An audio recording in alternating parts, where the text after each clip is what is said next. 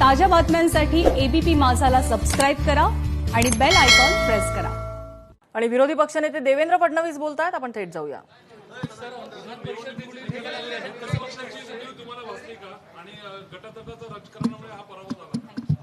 पहिली गोष्ट अशी आहे की विधान परिषदेचे निकाल हे निश्चितच आमच्या अपेक्षेपेक्षा वेगळे लागलेले आहेत। आम्हाला अपेक्षा होती की विधान परिषदेत आम्हाला चांगला विजय मिळेल, पण आम्हाला केवळ एकच जागा मिळाली आहे आणि त्यामुळे निश्चितच मला असं वाटतं की आमच्या अपेक्षानुरूप हे निकाल नाही। मुळातच याचं विश्लेषण करायचं झालं तर पहिली गोष्ट, भारतीय जनता पक्षाच्या सगळ्या नेत्यांनी आणि कार्यकर्त्यांनी प्रचंड मेहनत केली आहे, अगदी खालपर्यंत ते गेले। आमची स्ट्रॅटेजिक चूक कुठे जर झाली असेल तर ती 3 पक्ष एकत्रित आल्यानंतर त्यांची शक्ती किती होईल या संदर्भात कुठेतरी आकलनाची आमची चूक झाली आहे। पण मला असं वाटतं की पहिली निवडणूक होती, त्यामुळे आम्हाला आता त्याचा अंदाज आला आहे आणि पुढच्या निवडणुकीचा प्लॅन त्यानुसारच आम्ही निश्चितपणे तयार करू। एक गोष्ट अजून या ठिकाणी मला सांगितली पाहिजे की विशेषतः पदवीधर मतदारसंघामध्ये निवडणूक अचानक लागल्यामुळे आम्हाला रजिस्ट्रेशनची संधी मिळाली नाही आणि जास्तीत जास्त रजिस्ट्रेशन या तिन्ही मतदारसंघात जे आहे ते सरकारी तंत्राने केलेलं रजिस्ट्रेशन आहे। नेहमी राजकीय पक्ष रजिस्ट्रेशन करतात, त्यात आम्ही सर्वात पुढे असतो, पण यावेळेस कंप्लीट रजिस्ट्रेशन जे आहे ते गव्हर्नमेंट एजन्सीने केलेलं आणि गव्हर्नमेंट सर्वंट्सच्या थ्रू केलेलं अशा प्रकारचं ते रजिस्ट्रेशन आहे। त्यामुळे मला असं वाटतं कुठेतरी रजिस्ट्रेशनमध्ये आम्ही कमी पडलो। मी वोटिंगच्या दिवशी नागपूरला सांगितलं, माझ्या घरचे 4 नावं नाही आहेत, गडकरी साहेबांच्या घरचे 2 नावं नाही आहेत, फॉर्म भरून ते आलेले नाही आहेत। पण मला असं वाटतं की या सगळ्या गोष्टी बाजूला आहेत।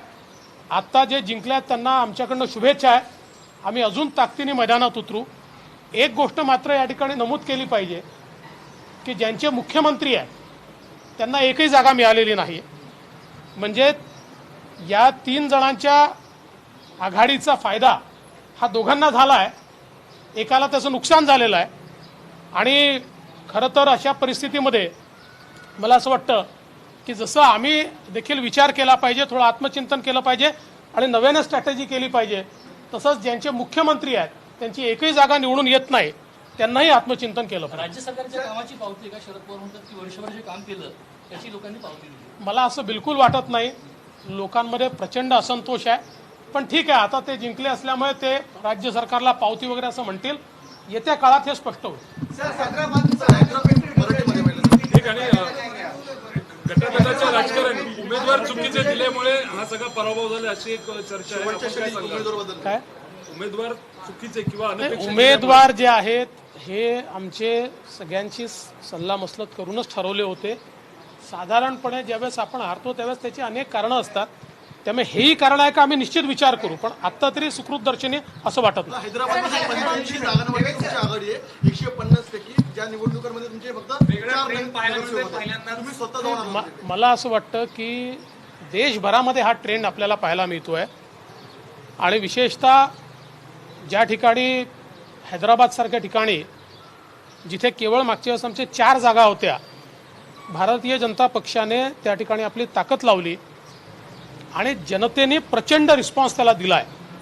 आणि एकूणच मला असं वाटतं की दक्षिण भारताच्या राजकारणामध्ये हैदराबादचे निकाल एक नवीन ट्रेंड सेट करतील असं मला वाटतं आणि हैदराबादच्या भारतीय जनता पक्षाचे कार्यकर्ते असतील त्यांचं मी अभिनंदन करतो। आणि विशेषतः माननीय पंतप्रधान मोदीजी यांच्या नेतृत्वावर देशभरामध्ये ज्या प्रकारे लोकांचा विश्वास दिसतोय त्याचंच हे द्योतक आहे।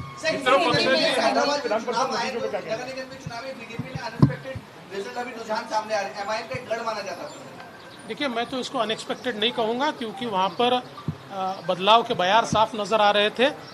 जिस प्रकार से भारतीय जनता पार्टी के शीर्षस्थ नेताओं ने, विशेषकर हमारे अध्यक्ष जी जगत प्रकाश नड्डा जी होंगे या फिर हमारे जो अमित शाह जी हमारे गृह मंत्री जी हैं, इन्होंने जिस प्रकार से वहाँ पर प्रचार किया है और एक पूरी भारतीय जनता पार्टी ने जिस प्रकार से प्रचार किया है, तो मुझे लगता है कि उसके कारण लोगों में एक विश्वास तैयार हुआ और देश भर में आज आदरणीय मोदी जी के नेतृत्व के प्रति एक सकारात्मकता है जिसके कारण लोग बीजेपी को वोट करना चाहते हैं। और इसलिए मुझे लगता है कि एक प्रकार से सदर्न इंडिया के लिए, दक्षिण भारत के लिए एक नई शुरुआत है। निवडणुकीच्या निकालामुळे मित्र पक्षाची उणीव तुम्हाला भासली का? मित्र पक्षाला आमची भासली असेल, आमचा एक तरी आला, त्यांचा एकही आला नाही।